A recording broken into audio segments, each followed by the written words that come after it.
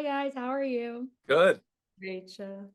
Hey, so to start, first I want to start with you, Sean, because I love Weasel. I know Weasel murdered a bunch of children, but I also think Weasel's very fun. When you get to play a character like the GI robot and then Weasel, so you have like actual words you get to speak versus just animal noises, which part is more fun for you to get to kind of dive into? Oh gosh. Um, GI Robot is more. It's more fun to be able to speak, I think. But Weasel. I had thought of Weasel a little bit as an afterthought after doing Suicide Squad, and he got to do a lot more. People will learn a lot more about Weasel and Weasel's backstory in Creature Commandos, and so I was able to really sink my teeth into that character in a way I hadn't before. So I can say honestly that I really really enjoyed playing both of these characters.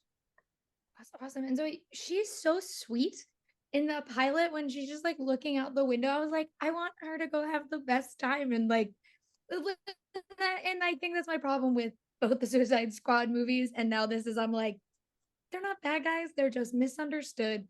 When you get to though play someone who is the first time we meet her just incredibly sweet to meet, how is it for you get to dive into like, the more complex aspects of these characters that are introduced in Creature Commandos?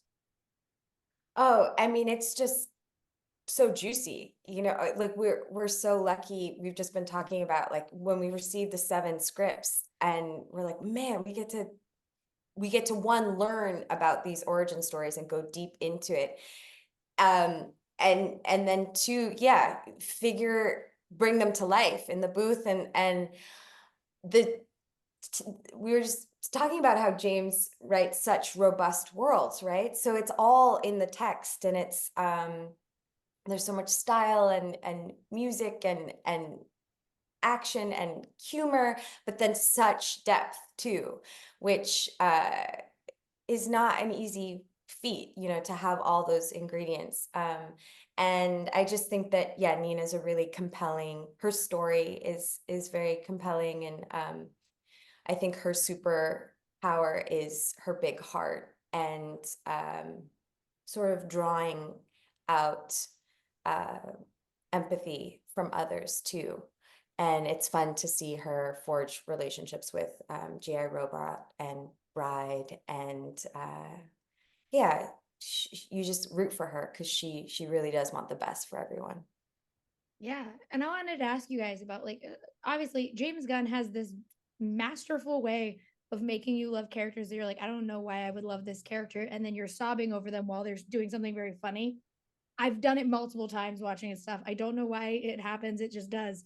But when you guys as actors, who both of you are so funny in your other work outside of, this property and other superhero things, how do you guys kind of navigate getting a script and knowing like, okay, well, we're going to be really funny, but this is also emotionally damaging to everyone who's going to be watching this? Oh gosh, you just can't think about what you get to a point where like you can't be thinking too much about how the audience is going to take in what you're doing. So it's like that's the thing about being funny is that often you don't know that you're being, particularly with characters here like GI Robot. When he's funny, he doesn't know he's being funny. So I kind of have to clear that sort of thing from my brain of whether we're going back and forth between drama and comedy, and just kind of play the words and try to be truthful to what is happening in any given scene. Yeah. And so how about for you? Sean, I love hearing you talk about acting. Oh, thank you. It's really fun. I'm like always like, yes, yes, I'm yes. a nerd for acting. I love it. I love it more. I've loved it my whole life, and I love it more than ever. And I like it as a craft. It's Yeah. endlessly fascinating to me. And it's cool. It's always fun to hear because you don't, when you get on set, Rachel, you're never talking about acting. You're just you're doing it. And so I actually don't talk about acting that much, but when you hear your peers or your colleagues who you admire talk about it, it's so fun and rare, weirdly rare. Yeah. Well, But that makes me happy because I have a performance theater degree, so I always tend to ask more actory questions, and people are like, "Huh?" And I'm like, "I shouldn't have asked them that question. I'm sorry." But like, no, it's now I'm great. like, "Oh, great, cool." Well, It's great. going in that vein, when you guys are doing a vocal performance, do you guys have specific techniques that you like to rely on to kind of bring that vocal performance to life? Whether it be like crafting a playlist for that character or whatever it is, but like, do you have a specific technique that you use for just your vocal work? I mean, Nina's very close to me vocally, so I mean, I in this specific project, I relate to her more closely than I do in other projects. So, um, maybe her voice is pitched a little bit higher, but she's often in distress. But it's also fun when you finally get to see the form and you're like, whoa, okay, cool. This voice will be inside of that vessel. And that can't help but inform things too. But Sean does a lot of cool vocal stuff. You know, I try to do a little bit of a vocal warm up, although I don't do a full thing as if, you know, like that I would do in the theater or something like that. I kind of just like try to drink a lot of water and do vocal warm up. But I usually have, for if I'm doing a character's voice, I usually pick like one phrase that I can say to find the center of it. Like for GI Robot, it was like in 1944, you know, and I have this like phrase that I'll say a few times to get to find where it is in my head before I then go in and do it in the booth. But you were also doing, you talked about some research you did for 1940s like news. Yeah, yeah. I was listening to that was to find the voice originally. I listened to some old newsreels and stuff like that for like, you know, the like news on the march kind of stuff, because I just thought that when, you know, his voice is going to be, somebody's programming his voice, and he's kind of this propaganda machine in addition to a Nazi killer. So where are they going to find, how are they going to find that voice? And it just kind of felt right. And then I do it to my own comfortability. I'm not trying to like chase something outside of my own ability. I'm trying to find it in my own head where that lives. It's so smart. Yeah, I love that. That's It so really does cool. sound- yeah, like That is TCM, so, Guys. Turner Classic Movies, you know. so cool. Well, thank you guys so much for talking with me. Before I leave, I have just two quick things. Well, Zoe, we've talked, and you know I love your work, but Sean, this is our first time talking. I want to say, for some reason, you just continually play all the characters I love and things, because Rocket Raccoon's my boy.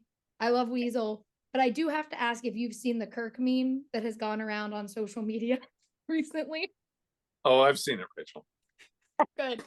That was the only thing I wanted to know, is if you have seen the Kirk meme. Can I just ask quickly? We talked about this, Sean. Is this what also Brian?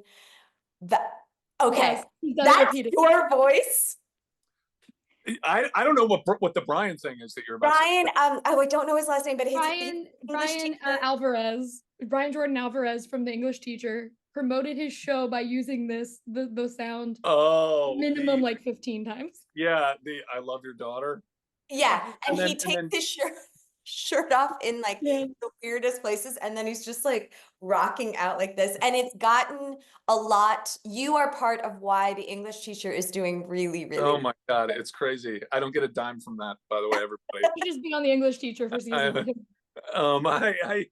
Yeah, yeah, though that's my voice doing the you know, I love your daughter. And then the late great John Polito says, "What do you have to offer her?" And then I say, "Nothing, only this." And then they go into the dancing, and it's the craziest thing about the world, right? I did that 20 years ago.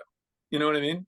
And like, and so like, if for that to come back now and be, I saw, I don't know how many tens of millions like of individual posts that there Yes. are on TikTok, and it's the weirdest thing. I don't, I mean, whatever, it's great. I mean, I was like, if it helps me get more work, I'm into it.